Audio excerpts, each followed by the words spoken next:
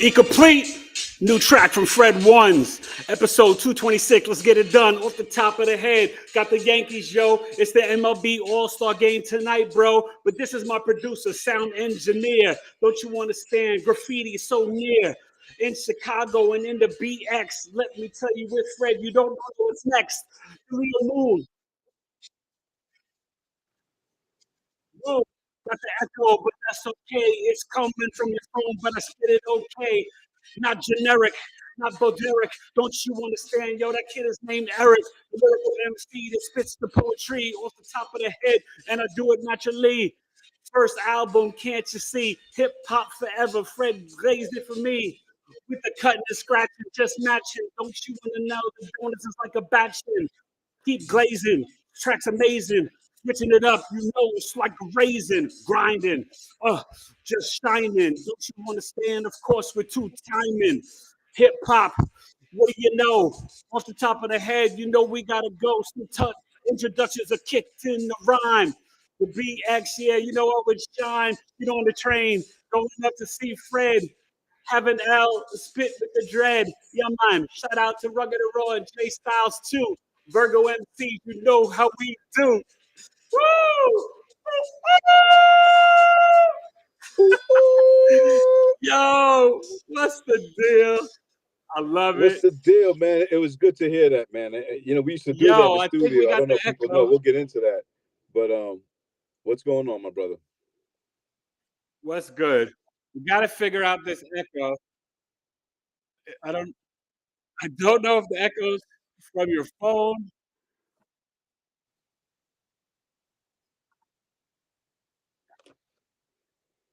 Yeah, hold on. Let me try to see where the echo's coming from. You sound good on my end. Hold on.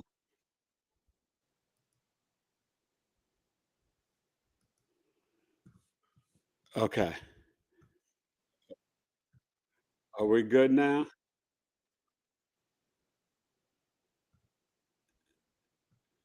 Let's see. Okay. I think I fixed it. And that's all right. What's up, y'all? Episode 226, Knowledge is Love Astrology Podcast with my main man, Fred Ones. Welcome to the show, my brother. Peace, peace. Thank you for having me. Yeah, we still got the echo. I don't know where it's coming from. Hold on. This is bugging me out. Yo, I don't know what's going on. Yeah, man. Listen, we're gonna fix this echo. Give me a second here, people. Technology and all that good stuff, but it's all good.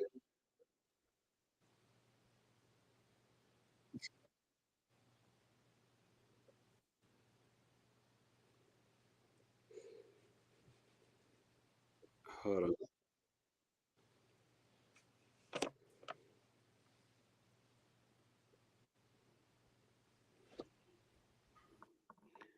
This is really wild.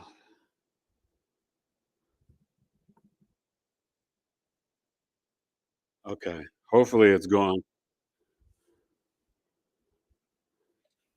And I may need to make an adjustment, but that's okay. We're gonna get this together. I And, muted for a second.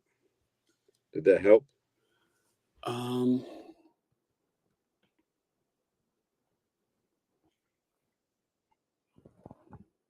no, it seems like it's still here.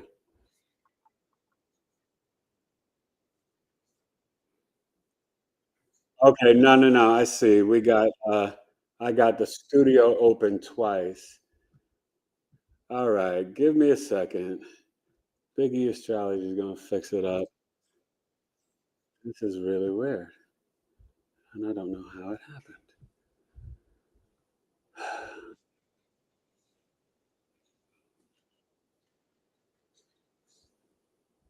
But I think I closed it.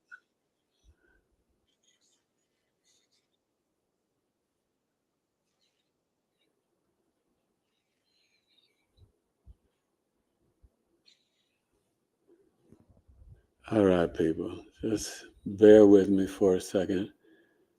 Now I'm not seeing where it's at. So, all right. So what we're going to do is we're going to rock. I'm going to try to figure it out as we go along. But welcome to the show, my brother. And, you know, being the sound engineer, the graffiti artist, and everything. And I don't know if people in the chat can let me know if they're seeing or hearing that. Let me figure it out. I don't know if the studio's open over here because we got an echo. I don't know where it's from.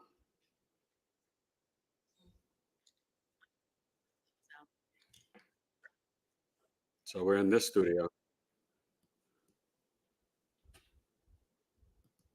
Now go ahead. All hey, right. I'm sorry. Okay. I was supposed to be off. Yes. That's here. all right. Wifey's There gonna we read. go. She's gonna read the comments. There I think we we're go. good. Hey friend, how you doing? What's up? What's up? Trying to wave hello. Say hi. How you been? He told me to stay off. It was gonna be just the boys. That's right. Just the boys tonight. But see, we gonna be still the need you though. Oh my gosh, we got DJ Crazy Killer. Yep, Crazy DJ Killer. Crazy Killer. Listen, Fred, I told Edwin Crazy Killer that you were gonna be on, so he's rocking with us live. That's what's up, man. I haven't seen him in years. I know. So let's get into it. So the sound engineer, DJ, graffiti artist, take us from when it all started.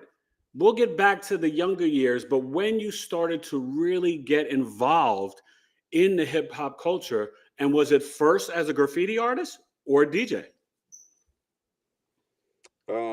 We kind of have to go to that.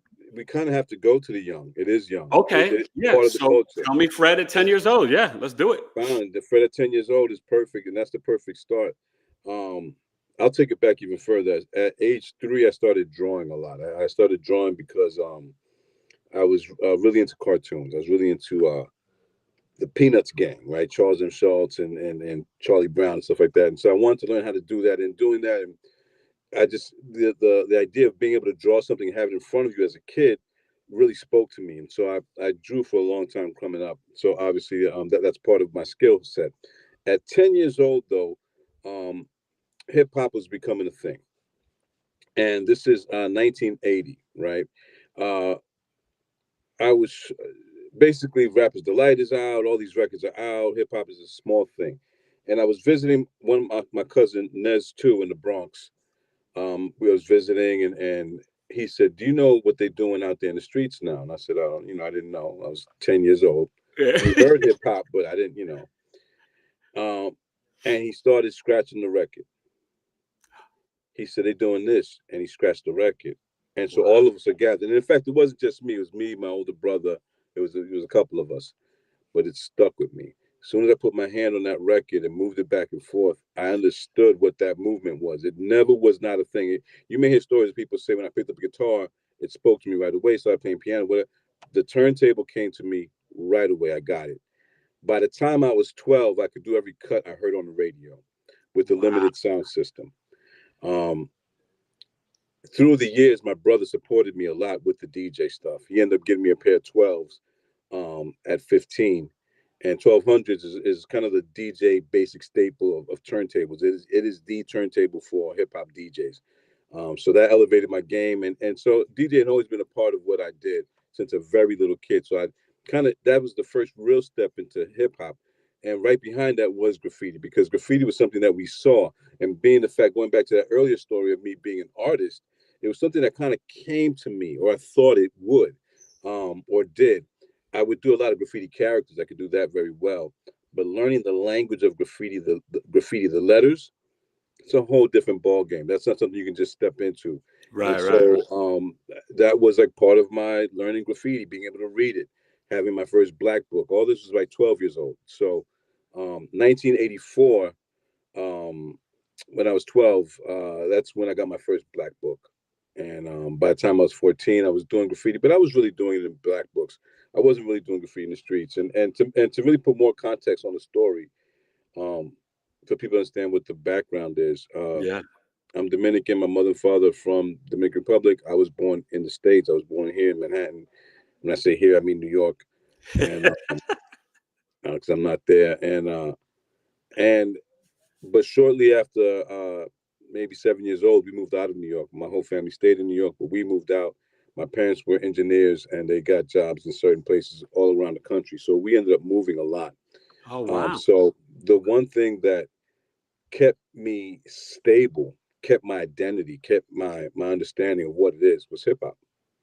Yeah. It's the one thing that was constant. You know, it was the one thing I could take with me. I could take Red Alert tapes with me. I can like take the fashion with me. I could be the one Dominican in the Midwest. There ain't many Dominicans dressed the way I'm dressing, looking the way I'm Exactly. looking. Me, when I say me, it's me, my brother. You know, we were very New York. We only bought our clothes in New York. We all, you know, we came and visit family in New York. Exactly. And so Summertime, come get the fashion. all that, and so for me, it was very, very important to have hip hop as a to be part of the culture. It gave me an identity. And it gave me something to strive to be, right? Whether it's DJing, doing the art, it gave me a standard. It was also very early in the.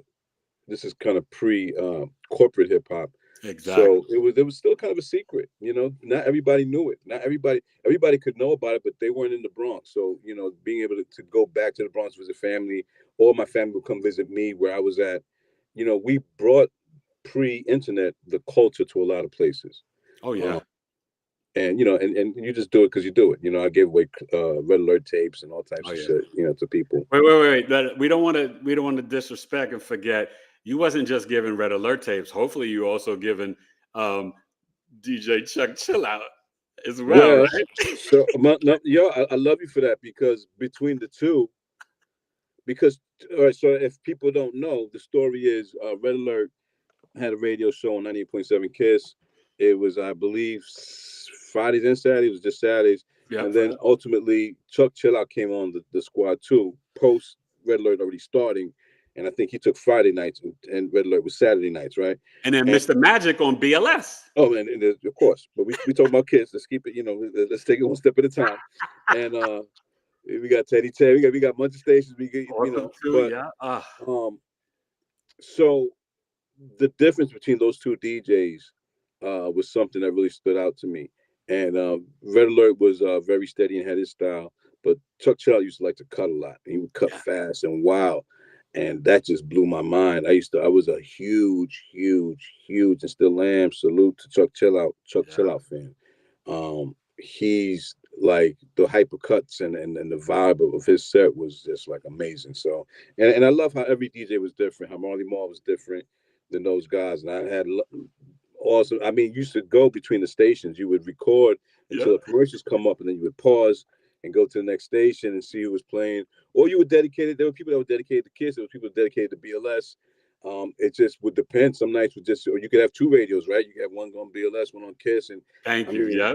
I it would was go back and forth, Fred, back and forth. Oh my gosh. And I couldn't get enough of it. nah, you know, because it wasn't in the daytime. Yeah. We didn't have it in the daytime. We had it only at night, and it was in the fringes of the culture. It wasn't respected, and it wasn't considered anything that deserved any type of prime time slot. And so it's weird now that it has a prime time slot. I'm not really a big fan of it, but you know, it's still out there. But the music that I'm a fan of, they don't have that prime time slot, you know. Exactly. And you know, and not to mince things up, there's people that I respect and appreciate that do have prime time slots. I'm saying everything is trash, but you know, I think for the most part, where we see the culture, that's not where it was back then. We couldn't find it. You had to dig for it. You had to be a real fan and dig for it. Now it's just kind of thrown out there, and I think for a lot of reasons, everybody can do it, and it becomes an everybody thing and everything, and you know, it's a different place. But I do respect the fact that um, there's a newness to it and of its kind of different aspect of being. I feel like some of the newer hip hop are trying to they're trying to find their own way, whether I like it or not. They're finding their own way, right? And I would challenge people. I would say, like, you know, I can't listen to a lot of this stuff. I just Yeah. can't listen to it. But then I would challenge people, like, with stuff that I like, for them to sit down and listen to that, and not just even like '90s hip hop. Yeah. Let's just say I like DJ battles. Yeah. And so for someone to sit and listen to that, that could be a lot of noise. That could be too much for someone to even understand, comprehend, and listen to. And so I get how it's all subjective. I get how you know, it's not for everybody. And I do appreciate the concept of pushing um I don't like the how separate it is. Right. And I think there's a lack of lyricism. But hold on, I'm going to let Alana go to the chat because people are chiming in. But I want to just say real quick for the audience, right?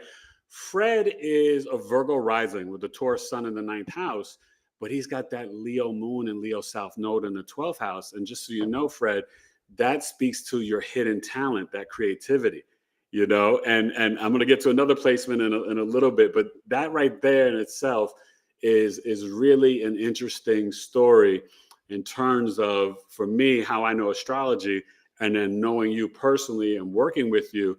I'm like, yeah, I get that. That's You Fred. know, at 6 years old, I made a statement that I was going to be a starving artist. That was my that was my statement to the world. You know, they were like, "What do you want to be when you grow up?" And I said, "A starving artist." Wow, that's really That deep. came to fruition, but just like, going back to the concept of being creative, just through the heart of it. That's just kind of what I don't know. You said it's because I'm the 9th node. Where? So okay, so your Taurus sun is in the 9th house. Your Okay. Leo moon is in the 12th house, and that's, you know, isolation, foreign lands, but it's really in the spiritual realm. And it's very, for you, I could see the creativity is very unconscious, which is the 12th house. But the 12th house holds hidden talents and hidden enemies. But the hidden talent is, you know, because I this is my perception. I always saw you as someone who truly, you were about the craft. The very precise Virgo rising is very precise, detailed, very much into like the hand skills, Gemini in the 10th house, right? And so for me, that Taurus sun in the 9th house, it's like showing your artistry, that the graffiti could be seen throughout the world, or you could tag in Chicago and New York, wherever. And so, you know, that's really kind of dope, because that hidden talent of the Leo, I never saw you as this bold, bright, bodacious Leo person, like, oh, flossing, look at me, right? You were more like subtle with it, but just about the skill and the art.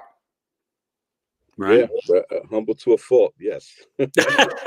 Well, hold on. Let's let Alana read the chat, and then we can address some questions and comments from the people, and then we're gonna get into some more of the stuff. So we've got let me see. We've got Queen Liquid Waters B. She just says hey and just checking in on us. Priya is here with us. Welcome back, you Evelyn guys. is here with us. Hey, Ev. And What's up, Priya? as I already mentioned, DJ Crazy Killer, thank you for the super chat. Crazy Killer. Okay. And he's got a whole bunch to say, but he just gives lots of props to you, Fred, for just allowing him to even get in the booth. Yeah. And, you know, that meant so much to him. And I'll tell you, that changed his life, man. Remember when I brought the kids to the studio with you? That's that was, and see, and that tells me, you know, and even about your heart, because when I brought that idea and proposal to you, well, why don't you tell everybody what exactly that means? Yeah, I'm going to. Yeah. So you didn't hesitate, right? I said, Fred, I'm teaching up in the Bronx off of 219th Street with multiply severely disabled children. And, you know, and I even mentioned to you, I got one who's a real hip hop head, but I got a group of kids that I just want to expose them to the studio, and some are nonverbal and this and that. And we're coming with teachers and all the stuff that we came with, right? And you were like, let's do it. And, you know, that meant the world to me. But you remember who hooked this up, right? Huh? You remember who hooked us up? Oh, I do. Nesta, who was the one who showed me how to scratch. Yeah, Nesta, your cousin, right? Circle. And see, and to me and Nesta would talk all the time about hip hop, and he would hear me rhyming, and I would talk, and he was like, "So you like to rhyme?" I was like, "Yeah." He's like, "Okay, you got a producer?" I was like, "I've been working with different cats, but nobody's sticking." He's like, "You need to talk to my cousin." Good one. And I was like, "Yo, hook me up." Yeah. And then after that, you couldn't get rid of me. You know what I mean? It was like, it was a great synergy, and to the point of having kids come through.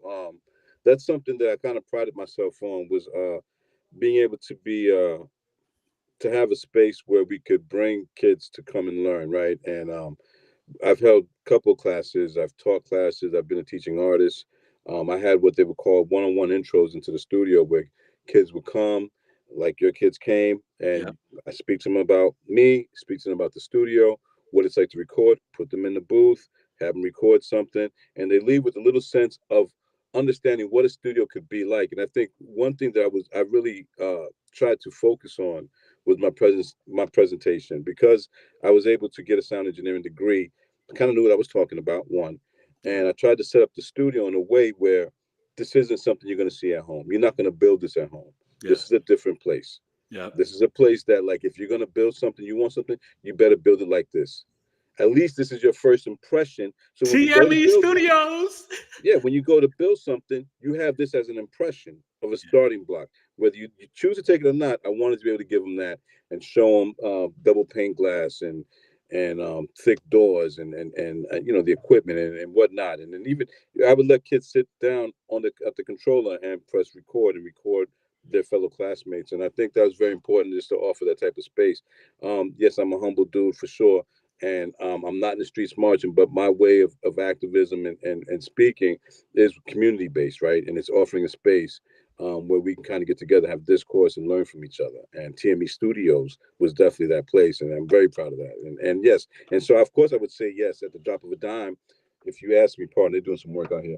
If you asking me, it, yeah, I want to bring some kids through, you know, and yes, right, no hesitation. Not even like how much. Yeah. Now it was beautiful, and you know what? I want to just sum that up with, at the school, the whole entire staff and teachers loved it. You know, some people, you know, they just like to hate on me, period. So they, you know, like, okay, whatever. But what was more important, the parents. When I gave them each a CD, Fred, parents were hugging me. They were in tears. Because if you remember, some of my students were nonverbal. We had the rapper, we had a singer, but we had some kids who just were like, boop, boop, and just making sounds like that. And the parents were like blown away. And that to me is a long lasting legacy working there for the 10 years I did. And even a legacy for you in terms of, I know you did a lot of charity work and worked with a lot of kids, and definitely community based stuff. And I think that, I know that we need the culture and the society needs to get back to that, right?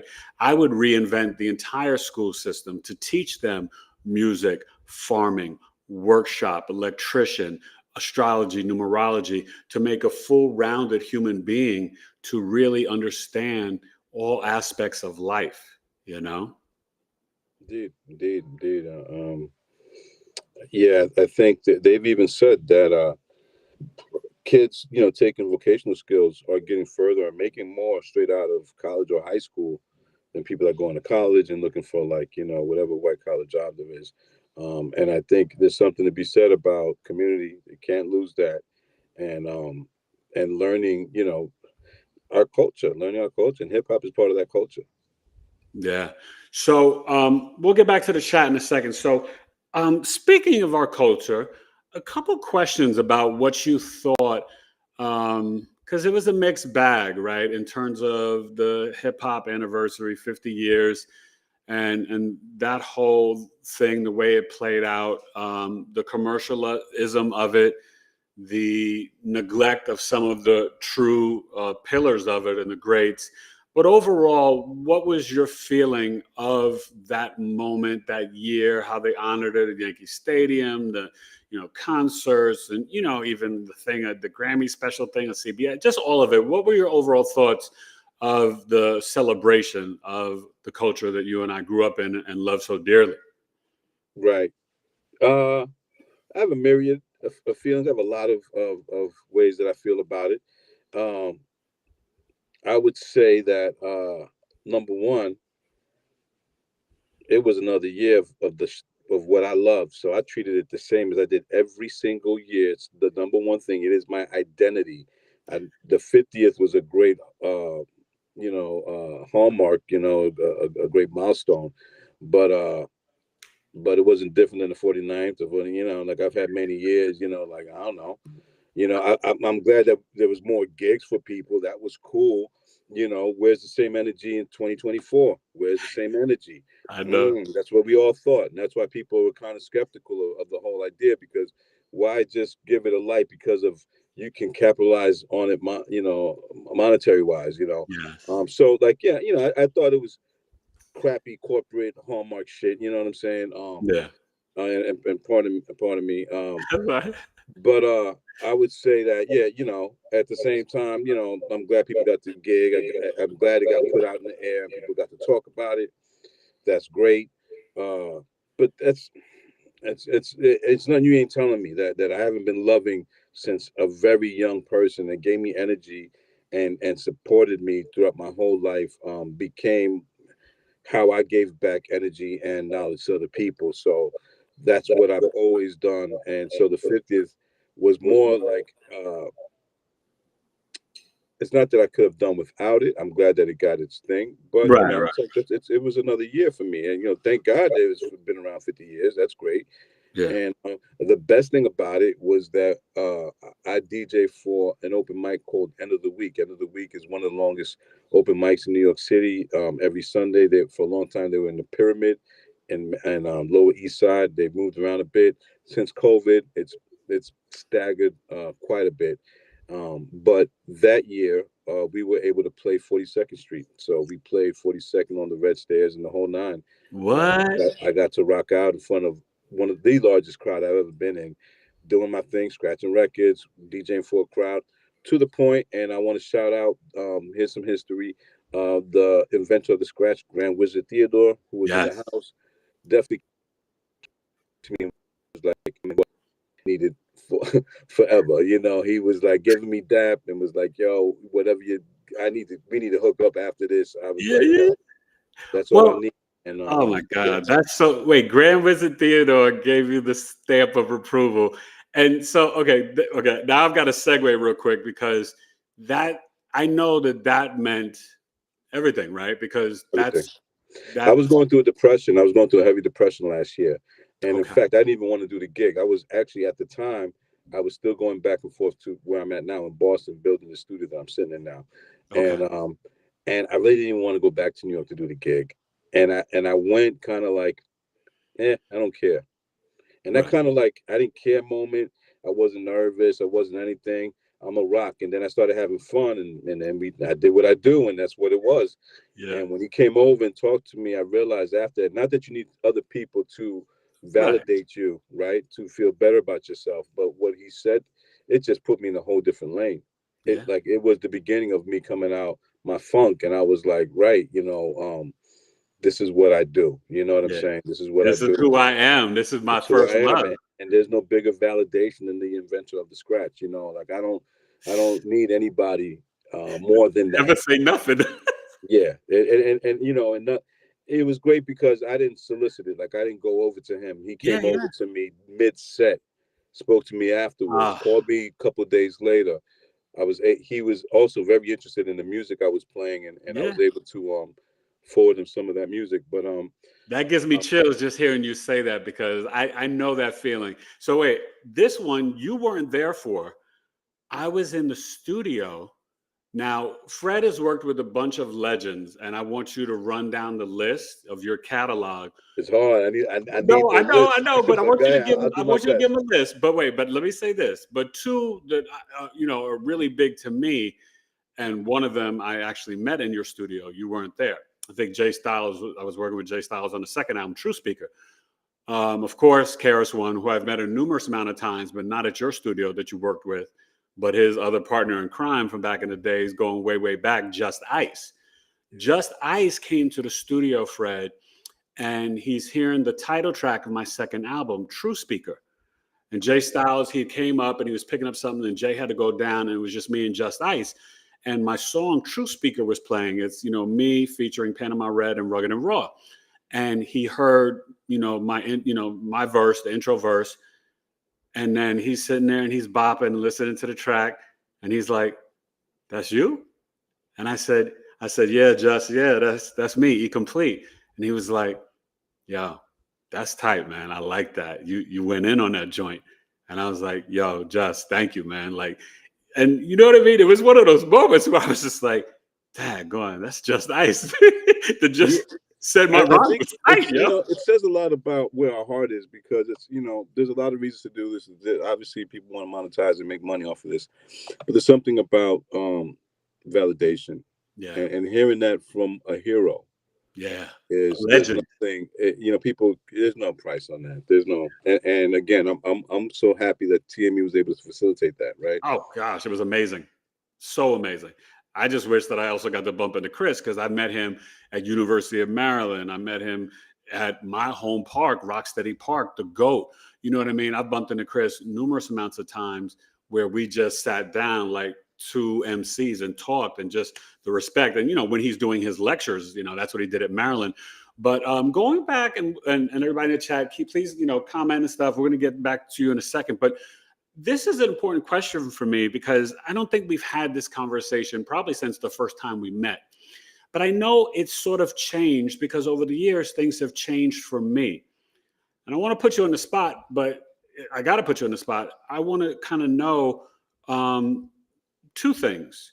Maybe your top 5 MCs and maybe 2 or 3 or some of your favorite producers / DJs, however you want to categorize it, because I find that fascinating because I respect who you are and your thoughts on the culture, but also just, you know, our tastes and how we grow. Because let me just say mine first, because it's changed over the years. But right now, I'm still, you know, I still can't release what I grew up with, but I've added some new people into it. So I still got to go with KRS-1 Rakim.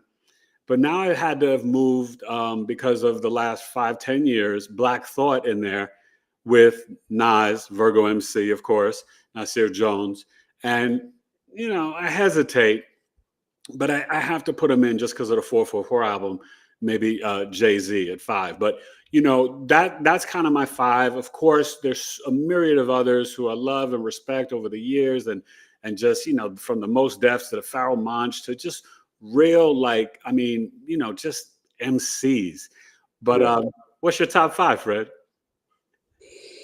That's a hard question, man, because again, like you yourself, we grew up with it. And so it's like there's so many MCs that have been throughout the years. And I could see why you would change. And I could see how adding Black Thought would make complete sense. I mean, damn. I know. He made me do it, Fred. He made me. He made you, you know, but, you know, it's a hard question to answer. You know, I think it like you're saying, it's very fluid. It changes, right? It changes over time. Who holds that? Who's able to hold that weight over time? In terms of albums, and I'll get back to the MC question. In terms of albums, for a long, long time for me, and this is very simple because I've had discussions with other people about this, and it's kind of like being a Yankees fan, right? But in terms of albums, for me, my favorite album was Nation of Millions. Yes. I felt like whatever happened on a Nation of Millions by Public Enemy, Takes a Nation of Millions, was it. It encapsulated so much in terms of like the heaviness, the production style, the content. Yep. And Nations of Millions, Nation of Millions was like, there was so much there. I mean, she watched Channel Zero. The fact they was using rock stuff, and I had moved around, so rock became an influence in my life. So being able to merge that the way that Run DMC had and hearing it again, it was like, I mean, I was a fan of P ever since Time Bomb. So it was, But they changed the game with that album. They changed the game. They changed the game, and so for a long time, I had nothing had changed the game like that, right? Like I'm a huge De La fan. I'm a very big De La fan. I identify with De La a lot. I'm a big, huge De La fan, and I'm a big fan of that first record and the second record. But as the years went on, like you maybe had just said, not even somehow, but I became more of a fan of Illmatic. When I would put Illmatic on, I noticed something, and it's a short record compared to the Public Enemy record, a bit shorter.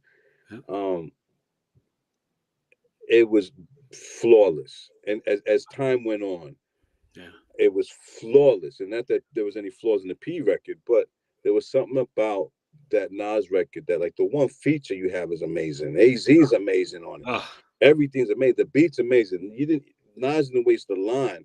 I Not was a one, big, not one not one, word. not one line, you know. And you know, a little later, I think the year after 36 Chambers came out, so I was a big 36 Chambers fan. Huge Wizard.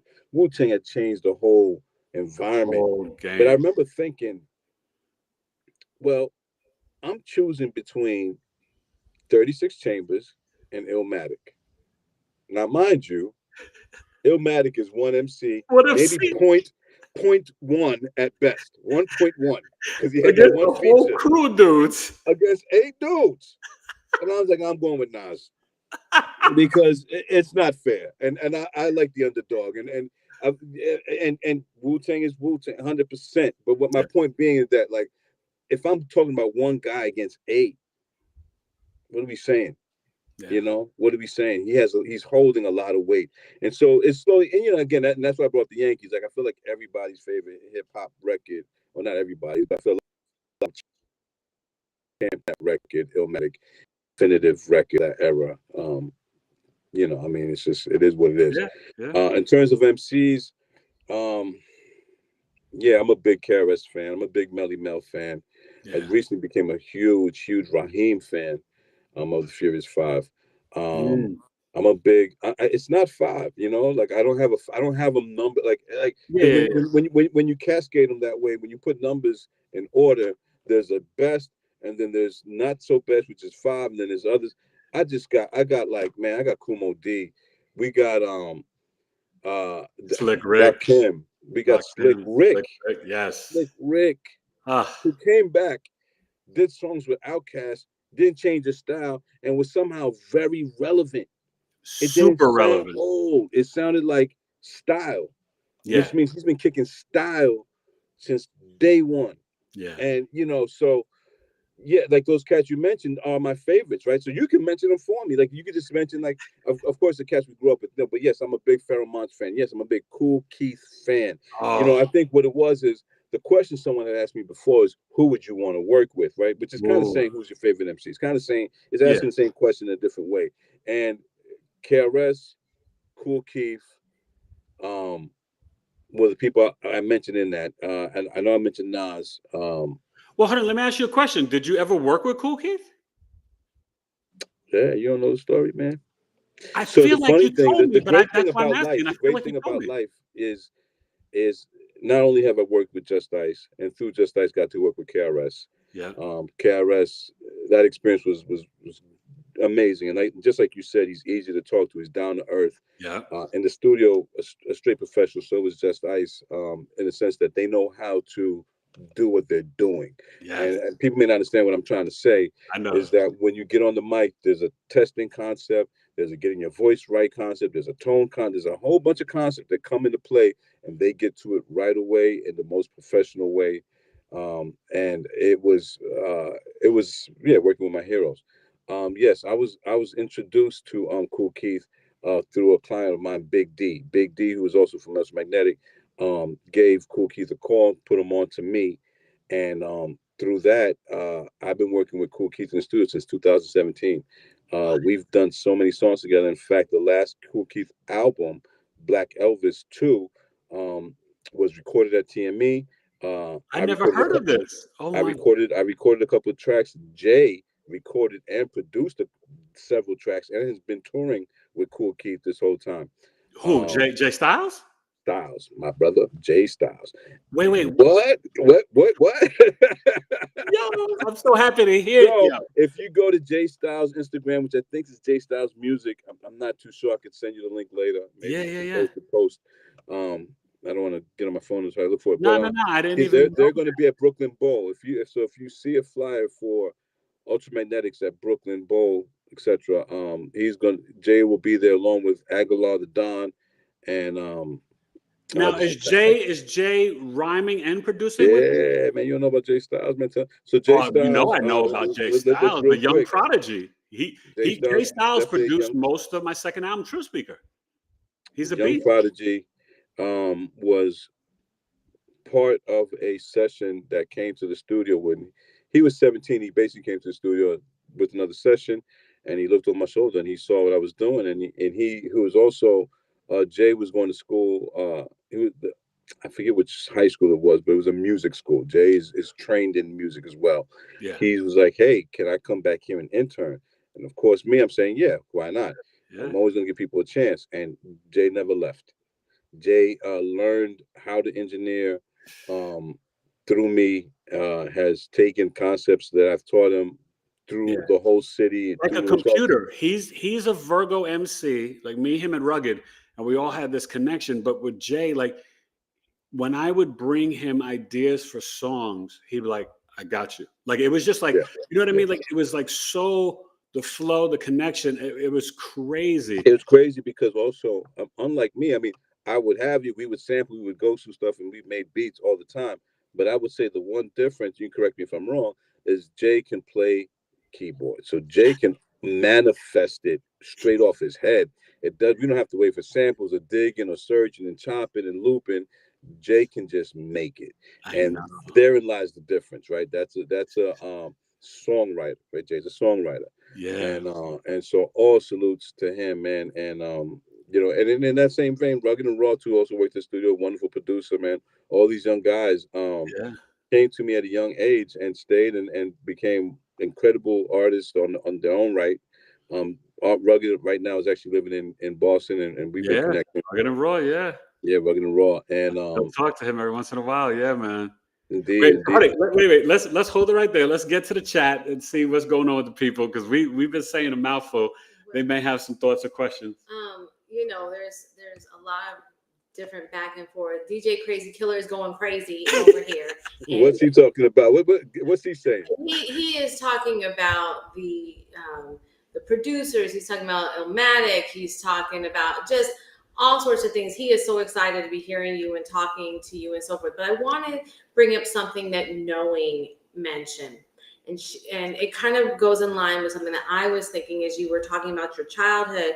And my thing, because I'm a mom, came to God just really put music in your spirit. It's like that seems to have been the fabric and a talent that God put in you from jump. Like you were called to this earth at this time to do this. So I think it's really amazing that you. And that's the Leo South Node conjunct his moon. So when the South Node is an energy, Fred, coming from your past life in the first 30 years of life, and when it's next to your moon or sun or rising sign, which are like the big three in astrology, it shows like a very early on natural gift. And for you, because it's in the 12th house, it is a hidden talent, but that's a gift that came to you from a past life. And it's a part of your emotional mind, and it was very intuitive for you, right? Yeah, yes, to all that. I would say was good. I was real quick. I was gonna say being creative was something that just came out. You know, this is what it is. But I'm sorry. Go ahead. No, So that's Knowing, okay. That's okay. But Knowing had a question kind of along those lines. It's an astrology type thing. She said, "Did Fred have an awakening about his passions, more so after his Saturn return? How did this impact his path?" And so maybe. So the Saturn return is about between like 28 and a half, 29 years old. It also connects, right? God makes no mistakes. The Saturn return is when we're really officially an adult. So the cerebral cortex connected to the medulla oblongata really forms. So adulthood is not 18 or 21. For women, of course, they mature 2 to 3 years faster than us. So it's between 25 and 28. And for men, it's like between 27, 30, 31. But did you feel any shifts or go through any come to Jesus moments or big changes in your life around age 29? This is so weird because the thing about this stuff, I feel like you can almost read whatever into it. But like, yeah, I became all right. So yes, it's so fucking weird. Can I curse on here? Astrology is this deep, Fred. Trust me. Can I curse? Because you're gonna have me cursing and stuff. Who asked that question? Yeah, so they hit it right on the button. Knowing that's my Latina sister from Phoenix. Knowing kind of hit it, loves hip or hop. Her she name asked is the right Christina. question. And the reason I would say that is because and that takes me a long time to get to a point. I'm going to go on a small tangent. That's all right. But when I left engineering school and I was an engineer and met up with the people who I started TME Studios with, throughout that time, I graduated. I think I was 25, right?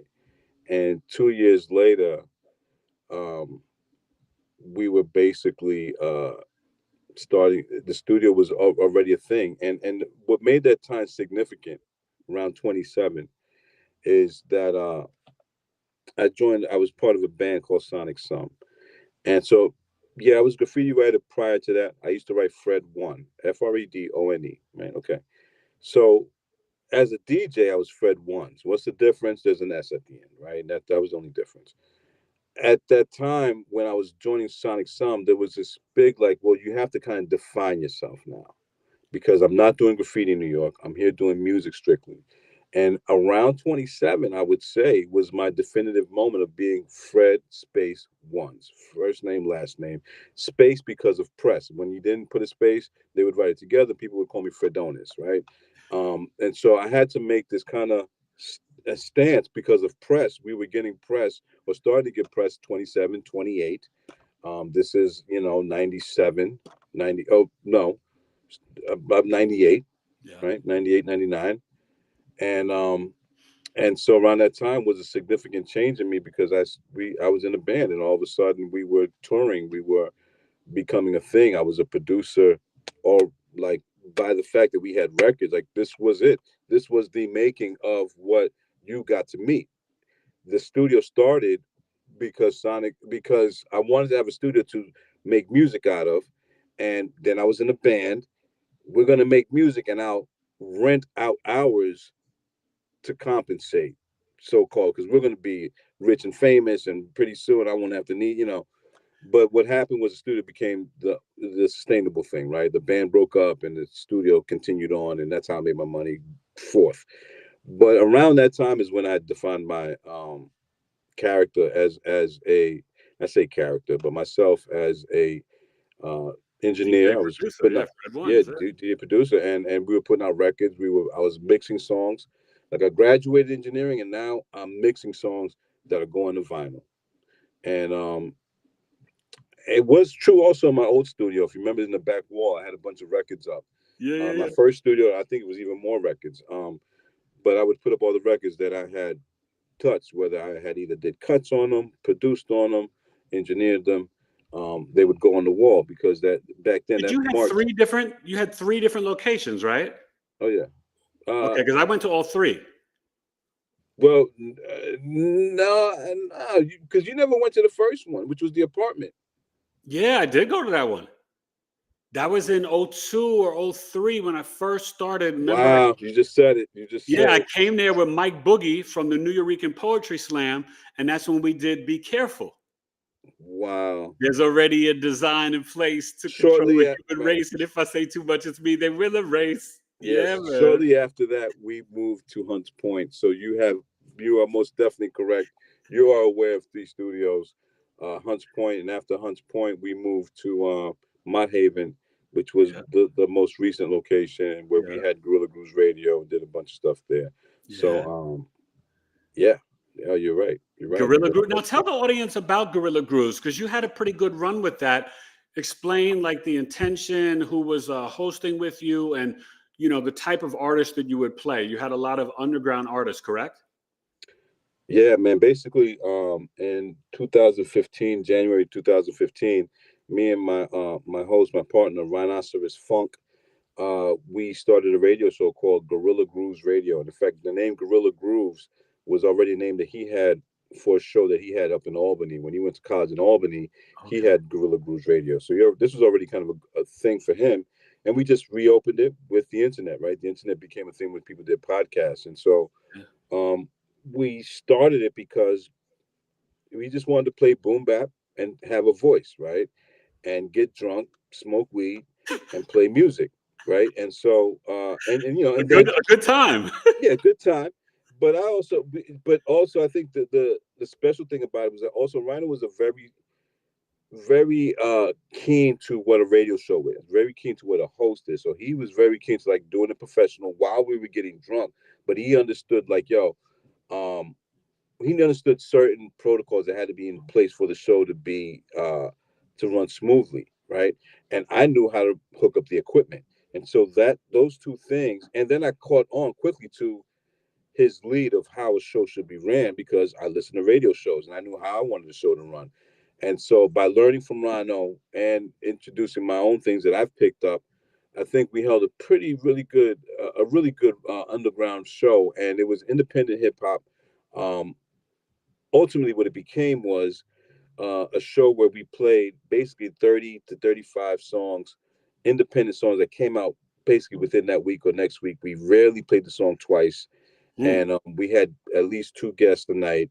Um, and we would interview them, everybody that we could from the underground scene, anywhere from X to my man Banis Habitual from California, to Rashid Chappelle, to I mean, so many people had came through that the show became notable, and It it was a almost felt place. like to me, Fred, like a new iteration or future revisit. Obviously, it was so unique because it was just you guys, right? But like, kind of had that Stretch and Bobbito feel, where it was Everybody says it. I think what made authentic, it that real, funny hip hop. there was there's a lot of authenticity to it. It was Yeah. done well. Um, I don't know if there's any comparison between me and Stretch, but I know between the concept of the feeling of the show, Yes. of having that humor, Yeah. Rhino is I mean, all hail Rhino, man. He's a great host. He can rub people the wrong way, he can rub you the right way. And I think that dynamic is kind of makes it. I feel the middle of the road is what it is. You could love him or hate him. You're gonna talk about him. You're gonna spit up when you're drinking because he's gonna say what you're not expecting him to say. And I think that element of it um, gave a lot of edge to the show. And then our playing very brand new music Yeah. gave it another edge. And I have to give all praise to Indiana Miggs, my nephew, who was our music programmer. I mean, Okay. he dug for the newest music. There would be times where we would have guests, and I'd be playing songs, and their songs, they were like, "Where did you get that from?" Like Miggs would tell me, "I don't think you should play this because he's here tonight, and I ain't gonna tell you how I got it." That's Like dope. Okay. you know what I'm saying. So it Yeah. was like, and I would play it, and they would be like, "Yo, how did you what?" And so my nephew was able to dig in a way that was he studied and he dug that gave us another edge. So we had someone digging for the music, giving us the edge. We had a very sharp, witty host giving us the edge. Great DJ, myself, who was also a sound engineer, giving us the edge. Yeah. And so that it was a thing, and still is a thing. Actually, still is every Tuesday. You can log into Gorilla Grooves, and that's GUERRILLA Grooves, GROOVES radio.com, and you can find us there. And Rhino is actually still doing the show. The fact that I'm in Boston has basically I'm here. I'm in Boston. I can't be there for the show. So Okay. Rhino's taking most of it on himself. There's been guest DJs, and when there isn't a DJ, Rhino is actually a DJ himself, so he can DJ the show and Okay. host it. He's kind of a one-man band. And So wait. As you share that, do me a yeah. favor, and we'll do it again at the end. But share the audio with the audience, your social medias and your website, and how they connect with you. Now, do you still produce and engineer and sell tracks for people, or what? Definitely still engineer and working on songs right now. I've been mixing a lot of songs from Natural Elements. If anybody remembers Natural Elements, What? I remember Natural Elements. hey, that's Hey, what everybody's supposed to word. say. That's what everybody's supposed to say. So shout out to Swigger, A Butter, Mr. A Vu, Butter A Butter was Charlemagne. really, really dope. Yeah, man, I've been mixing a lot of this stuff. I've got a song I'm supposed to be mixing soon. I foolishly didn't download the link, so it has to be resent to me. But shout out to them. And so yeah, I'm still engineering and doing a lot of mixing and stuff. I got an album coming out. My man Carter P. Carter P is from the group DGO from the '90s, and still doing his stuff out there. He has plenty of records, and me and him just finished the album. Okay, I never heard of Carter P. Okay. Yeah, Carter P. Well, I think back in the day it was called Big Cousin, and Okay. he's actually fam with Breeze Brewing and Queen Heroin from the Juggernauts. They're actually real fam. He actually has a similar. Okay, wait. I remember the Juggernauts, and I don't know. Yeah. Okay, so I'm gonna go back, and I can't remember if one or two of them were there, but I was in a cipher at okay, so this was down in, maybe it could have been around Union Square, but this was around Rocksteady Park. And after they stopped doing it at the GOAT, they had it indoors one year. Could have been around Irving Plaza. I don't remember. But I was in a cipher, and I don't know if it was one of the Juggernauts because I forgot what they looked like. But it was me, 3 or 4 MCs, this one white boy MC from Nebraska, and Bahamadia. Oh, it was fire. And it was so much fun. And just, we were all just going in and rhyming. And I have another story I'll get to you about that later. But my Bahamadia story is thank God for TME Studios, and shout out to my man Elise and Sun Bronx. They are videographers. And they were very huge fans of TME and the crew, and they would always come by. And actually, we worked together a lot because they used the space to shoot videos. Cool. So a lot of people also met through them that didn't come to record; they came to shoot videos. Bahamadia is one of them, and and definitely the cup she drank out of, we left there to damn near evaporated, and I would fill it up a little bit and just leave it there, just sitting there. I was like, nah, you can't touch that cup. Bahamadia touched that cup, and no one's touching that fucking cup. It's Bahamadia's cup. Yeah, ultimately got wrapped back into the cups. But that's hip hop right there. But she's whatever like, happened to Bahamadia, Fred? No, Bahamadia released something. God, I don't want to get the dates crazy because not too long ago. But like in 2017-ish, around there, whenever. Okay, I have to look. She was releasing stuff. She is, at the time was managed by DJ Eclipse. Shout out to DJ Eclipse, who's the manager of a lot of cats, and so he's definitely getting a lot of people's shows and dealing with their business. Yeah. She's still, those. And so going back to Guerrilla Grooves, I mean, people still put out music. Black Dog keeps putting out music.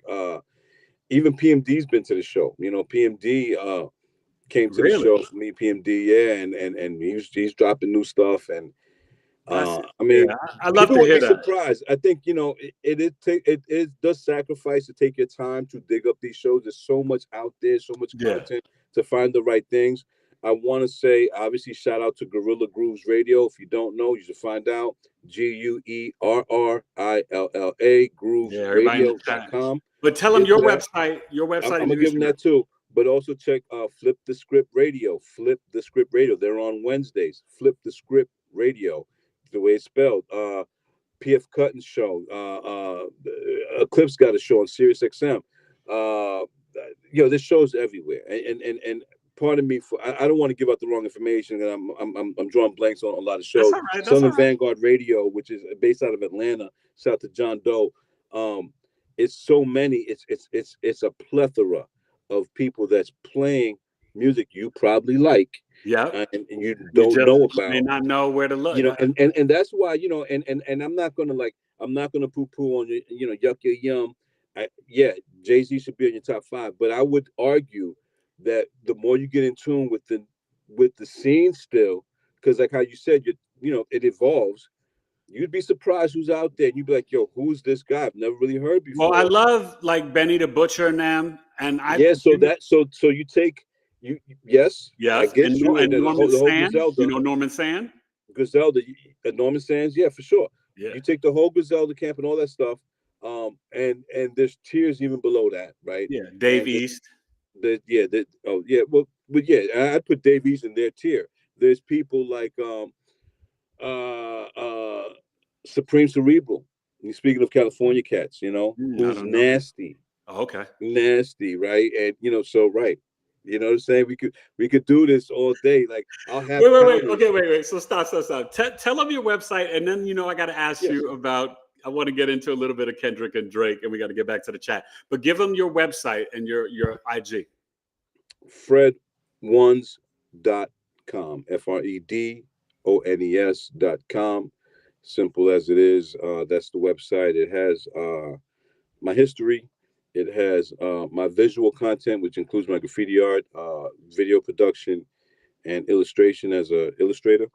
It also has my audio work and my engineering, production, and DJ work. And I know you want to talk about Sway. That, you know, being on Sway was Well, a that's what I blessing, want. Yeah, yeah. Well, share blessing that. from Go ahead. Say that. Explain that to the audience now, because to me, I felt so proud for you, and just the connection that we have, and you being there. I felt like, wow, that's huge. Fred's yeah, on man. Shout out the to EO show. Dub. EO Dub definitely hooked that up, and through them I was able to have that access, that platform, and I was able to play my joints, man, joints that I produced, people that I liked, independent stuff, and And Sway was feeling it, right? He loved it. oh yeah, yeah, yeah, he was feeling it. You know, you got to feel it. Ain't nothing Yeah, but real hip hop. He's not gonna not exactly. feel it. You know what I'm saying? Yeah, I was able to play the Just-Ice and KRS joint. I was able to play a lot of joints.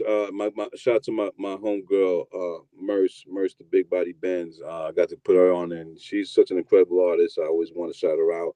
I was able to put Sophisticated Savage, which is Ryan Rhinoceros Funk, MC White Owl, and Yazid Divine, my man Yaz. So I was able to put like my stuff on there. You know what I'm saying? Stuff yeah, that I really hold dear to heart. And that's and going again saying like, just because people don't have a lot of I think this is not just independent hip hop. I think this is throughout any industry, and whether it's in any entertainment, whether it's sports or whatever, there's a bunch of people don't know about that are very man. talented. I've been Always. in a room for 24 years as an engineer with some really talented people. I mean, extremely talented. You will No, never hear definitely. of them.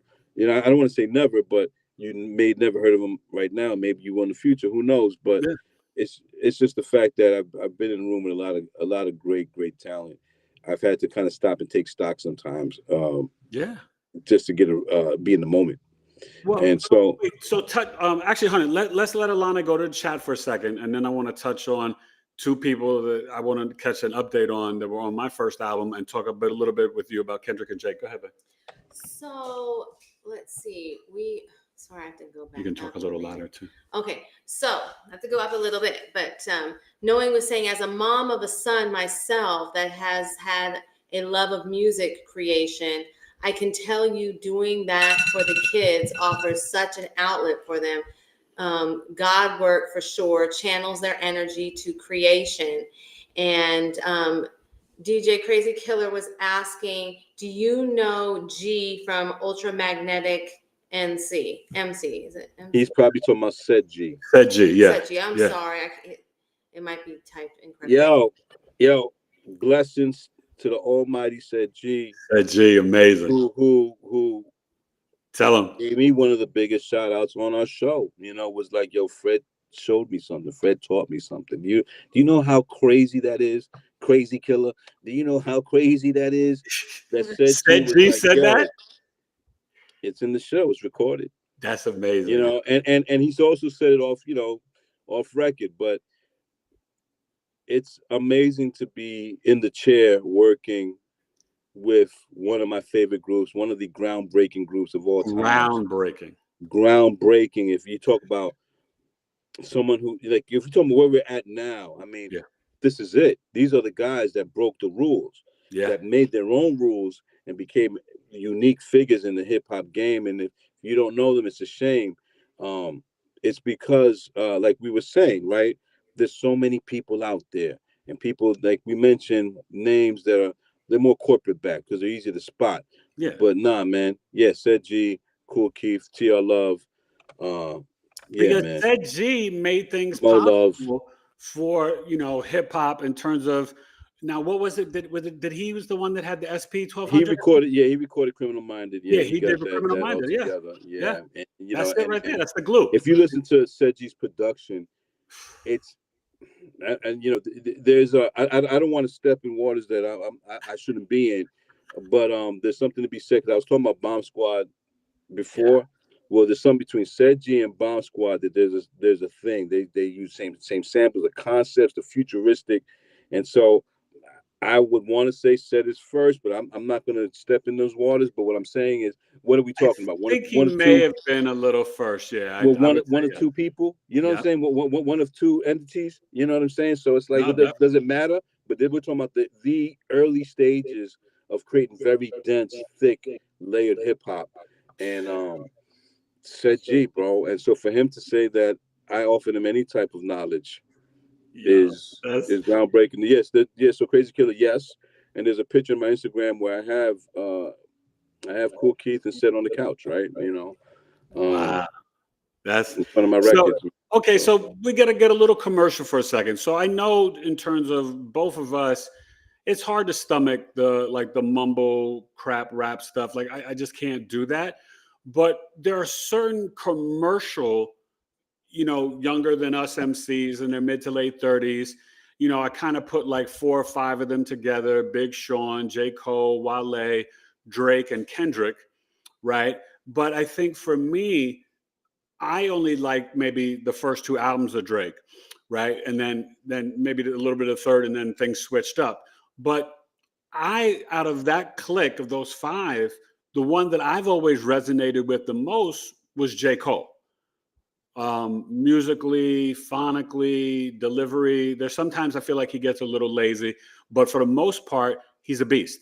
But I gotta admit, there was a part of me that honestly slept a little on Kendrick, because sometimes I still, Fred, I'm such a New Yorker. There's sometimes Atlanta and Cali MCs, I'm like, now Souls of Mischief and Far Side totally won me over with all that, right? And then, Snoop and, Lady Rage and all that, so I shifted a little bit, right? In the early 90s. But where, I mean, the whole world right now is dancing to They Not Like Us and all his, Euphoria and 616 in LA. How did you feel about it, even though it could be orchestrated and contrived? We know what's going on, the politics in the game now. It's totally different. But just lyrically, how did you feel about what Kendrick did and that the way that whole played out? Well, real quick, I want to jump back to I like your West Coast MCs, but I would put them up against King T, Alcoholics, Sophia. Oh yeah. You know what I'm saying? Hobo Junction. I would, that's Hobo Junction, Casual. Yeah, baby. Del the Funky Homo Sapien. Yeah, no doubt. But Sophia against everybody. Sophia was dope. Sophia was dope. King T was dope. King T, bro. Alcoholics. Yeah, I hung out with Alcoholics. Man, that's for me, but so I don't know. That's my answer. And the reason why is I can't give you an intelligent answer on that. I did no studies. My son played me joints back to back. I heard verses. I would say outside of this, years and years ago, when I was first getting put on to Kendrick, I remember hearing some song. I don't know the name of it. It's a long ass verse, a lot of bars, and it was very nice wordplay. And I was like, "Who's that?" Yeah. And it was Kendrick. So I give him talent. I give him credit for having talent and whatnot. But I'm not a fan. I don't stay up. I'm not current. I don't know. I don't know. You know what I'm saying? I feel like again, there's other people that through the radio show that I was listening to or playing, not having to play, but playing, that was really that's what was in my purview. Outside of that, no, I don't know. I mean, I'm not going to be out here and say that. I think it's all very subjective, right? When we're talking about music and stuff, and so I don't really want to get into that. I'll get into objectively. I think they can do the job. They can rap, and I think I would include Drake in that. I want to say there's been many songs that I was like, that's interesting, and it's Drake. Going back to J. Cole, I remember asking my son whenever my son was playing me stuff. Here's my J. Cole critique. Whenever my son plays stuff, he plays a bunch of stuff. I think my favorite stuff out of the weird, wild shit my son plays is DC the Don. If you know DC the Don, shout out to DC the Don. Okay, I'm not sure if I know DC the Don. Yeah, he's kind of underground, weird, like that weird stuff that we really don't listen to. But I give my son his space, let him play stuff. And that guy, I feel like, believes what he says what he feels, and whatever. It doesn't matter. Yeah. Get up on it if you don't know, right? Anyway, but I'd hear some songs, and then I'd hear, some content. And I would realize every time I heard a song with content, I didn't know who the rapper was. I'd ask my son, he would say, "Oh, that's J. Cole." Yeah. So whenever someone was saying something that's kind of slick, that sounded smart, that sounded like he's either read a bit or he's been around or he understands some stuff, more than the average Joe. Yeah. it would kind of be J. Cole at the end of that question, you know. Exactly. And That's how then I so felt. my critique was, why am I always asking? Why am I not recognizing this voice? Why do I not know this by the 8 million times that I've asked you? And so that's my critique, is that I don't, for somehow I'm like nose blind to J. Cole. I don't know how. I just can't. I don't hear it right away. You know. Okay. But when I do hear it and I notice it, I'm like, oh, that's slick. What is that? It's J. Cole. No, So, he's you know, this is definitely. not a. Yeah, to me, he's had some joints where I was like, oh, he's about this. Like he's Yeah, yeah, you can hear it. You can hear it. like I there's get some it. I get it. You serious know, like so wordplay. yeah. He's like, And I would say the same for Drake, man. I'm not a Drake fan, you know, for a lot of reasons, but I've heard things. I'm like, yeah, he's been around. I mean, come on, you can't act, live in another country, travel the states, and not have a perspective. And if you don't, well, then that's you. But if someone who has some talent, some ways to put words together, all that feeds into what you're doing, yeah, I would expect a Drake to happen, right? I think when we have, I don't want to say it's privilege, but you know, when we have a lot, you know, we can do a lot, or you should be able to. You know, I don't know if you have talent, right? So yeah, so go back to the earlier question. I'm not really up on it. I'm not gonna say anything out the pocket because I'm ignorant to the whole shit. From what I understand, that's cool. That's what cool. I understand, Kendrick won. That's what I understand. That's what people tell me. That's all you really need to know. Yeah, like there was no more like after what Kendrick did. Shout out to my lady, Baby G, my girl Gina. Her son also puts me up on stuff. Khalil. Khalil put me up. I got to Put get her back up to something personal though, Fred. Yeah. So I never rhymed with him, but definitely we had respect for one another. And I want an update on him, and then also the brother that laced me with one of my favorite songs on my first album, "Walk in My Life." How in the heck are Creature and Preacher Man doing? Wow. Yeah.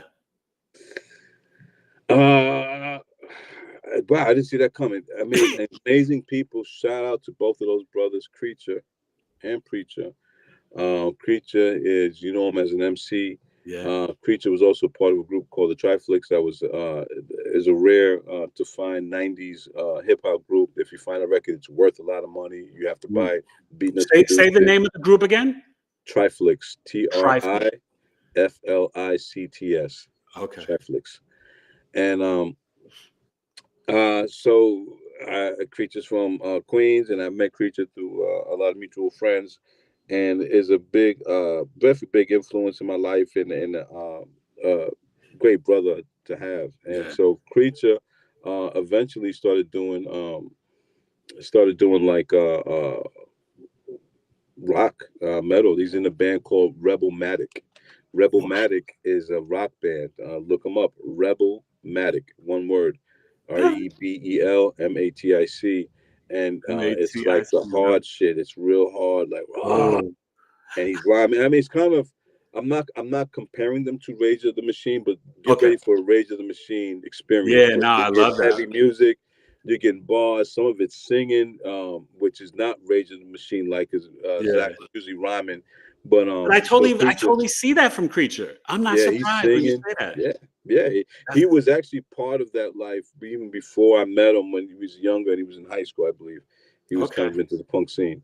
And what MC, about it's New York stuff, right? It's independent underground New York stuff. And that's dope. He always championed that. And so shout out to Creature for Rebelmatic. So he's doing it. It's funny, I thought about the other day, I wanted to call him because we hadn't spoken in a while. And he's one of the people that can always but always brings you up and has is great conversation. It's a great conversation, man. And great brother, man. Great brother. And shout out to Preacher Man. Preacher Man is doing well. Always sends me a shout out on text and stuff. We haven't talked in a while.